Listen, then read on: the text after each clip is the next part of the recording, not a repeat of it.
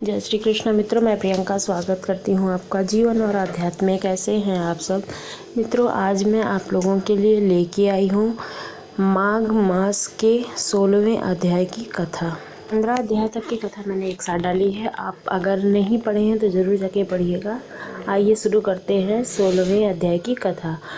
कार्तवीर्य कहने लगे कि हे भगवान, वह राक्षस कौन था और कंचन मालिनी कौन थी? उसने अपना धर्म कैसे दिया और उसका साथ कैसे हुआ?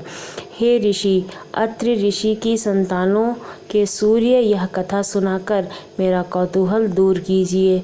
तब दत्तात्रेय जी कहते हैं कि राजन, इस पुरातन विचित्र इतिहास को सुनो। कंचन मालिनी नाम की एक सुंदर अप्सरा थी जो माघ मास में प्रयाग में स्नान करके कैलाश पर जा रही थी। तब उसको मार्ग में जाते हुए हिमालय के कुंज से एक वीर राक्षस ने देखा। उस सोने जैसे तेज वाली, सुंदर कटी वाली, बड़े बड़े नेत्रों वाली, चंद्रमुखी, सुंदर केसा वाली सुंदर अप्सरा को देखकर उस राक्षस ने कहा कि हे सुंदरी कमलनयनी, तुम कौन हो और कहाँ से आई हो? तुम्हारे वस्त्र और वेड़ी भीगी हुई क्यों है? तुम आकाश मार्ग से कहाँ जानती हो? किस पुण्य के प्रताप से तुम्हारा शरीर ऐसा तेजस्वी और रूप ऐसा मनोहर है? तुम्हारे गीले वस्त्र से मेरे मस्तक पर गिरे हुए एक बूंद जल से मेरे क्रूर मन को एकदम शांति प्राप्त हो गई है। इसका क्या कारण है? तुम बड़ी शीलवान प्रतीत होती हो, इसका कारण मुझे बताओ।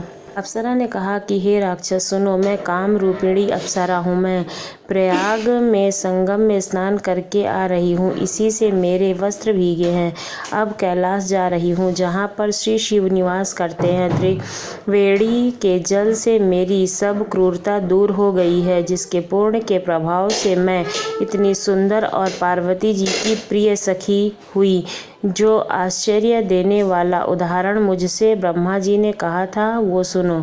मैं कलिंग देश के राजा की स्त्री हूँ। रूप, लावण्य और सुंदरता में अपूर्व थी। मेरी सुंदरता पर सारा नगर मोहित था और मैंने अनेकों प्रकार के भोग भोगे। अनेक प्रकार के वस्त्र और आभूषणों की घर में कोई कमी नहीं थी। कई कमी रूप पुरुष आपस में स्पर्धा ही से मृत्यु को प्राप्त हो जाते थे। इस प्रकार उस नगर में बड़ी सुंदरता से यौवन व्यतीत हुआ और मैं वृद्धावस्था को प्राप्त हो गई। तब मेरे मन में विचार उत्पन्न हुआ कि मैंने अपनी सारी आयु पापों से व्यतीत कर दी है। धर्म का कोई कार्य किया ही नहीं है। ना मैंने दान किया, तप किया, यज्ञ किया, ये सब कुछ किया ही नहीं है। शिव और दुर्गा जी की आराधना भी नहीं की है। ना कभी भगवान विष्णु का पूजन किया है मैंने।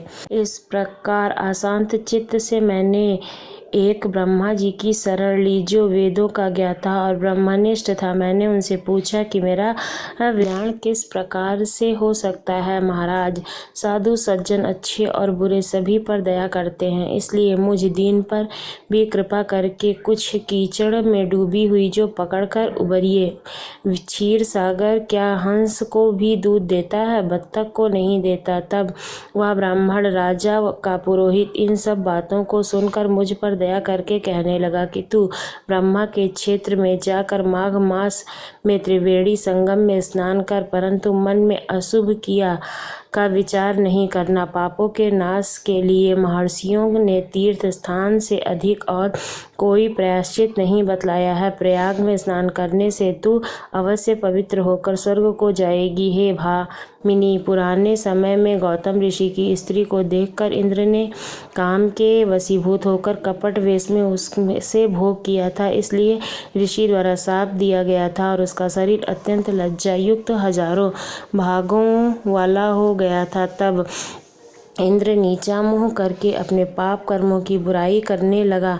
मेरु पर्वत के शिखर पर स्वच्छ जल वाले सरोवर पर एक स्वर्ण कमल से भरे हुए कोटर में घुस गया और अपने पाप को धिक्कारता हुआ कामदेव की बुराई करने लगा कि यह सब पापों का मूल है। इसके ही वशीभूत होकर मनुष्य नरक में जाता है और धर्म, कीर्ति, यश और धैर्य का नाश करने लगता है। इंद्र ऐसा सोच रहा था कि जो तो इंद्र के बिना सारा देवलोक शोभाहीन हो गया था। तब देवता, गंधर्व, किन्नर, लोकपाल इंद्राणी के सहित बृहस्पति जी से जाकर पूछने लगे कि महाराज, इंद्र के न रहने से स्वर्ग ऐसा शोभाहीन हो गया है जैसे सतपुत्र के बिना श्रेष्ठ कुल। इसलिए स्वर्ग की शोभा के लिए कोई ही ऐसे उपाय सोचिए, इस विषय में देर नहीं लगानी चाहिए। तब बृहस्पति जी के कहने लगे कि इंद्र ने बिना सोचे विचारे जो कर्म किया है उसका फल भोग रहा है, सो वह कहाँ है? मैं यह सब जानता हूँ कि गुरु